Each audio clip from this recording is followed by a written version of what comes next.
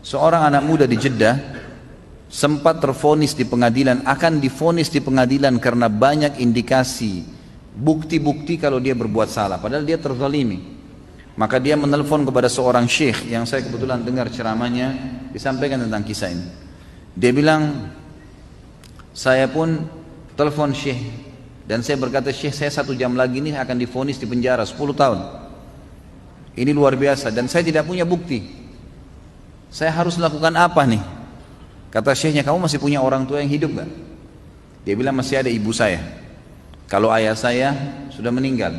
Dia bilang, sekarang kamu mumpung masih ada waktu 1 jam, keluar dari pengadilan itu, dikasih kesempatan keluar, kemudian cari rumah makan yang terbaik yang kamu lewatin, belikan makanan yang terbaik, bawa ke rumah ibumu dan ajak makan siang ibumu. Kata anak muda itu, syekh, saya sedang akan divonis di penjara, mana ada waktu saya duduk makan dengan ibu saya. Dia bilang, coba lakukan, niatkan murni, tulus karena ingin bakti dengan orang tua.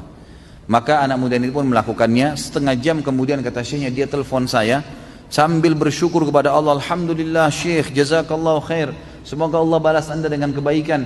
Saya baru ditelepon oleh pengadilan kalau saya tidak jadi divonis dan ternyata ada orang lain ya yang melaporkan orang yang telah menuduh saya ini dengan kejahatan dan banyak buktinya, ternyata terbongkar semua, dia berdusta. Setengah jam saja. Kata syekhnya, kira-kira menurut kamu apa sebabnya? Dia bilang, syekh, demi Allah, semenjak saya masuk ke rumah ibu saya dan saya bawakan makanan, ibu saya sambil menangis gembira karena saya berikan makanan. Kemudian dia bilang, mendoakan saya, nak, semoga urusanmu mudah. Padahal ibu saya nggak tahu masalah saya. Semoga urusan mudah, semoga kau panjang umur, semoga kau begini. Selama setengah jam saya didoain terus sama ibu saya. Dan saya merasa doa ibu saya lah yang membuat akhirnya saya selamat.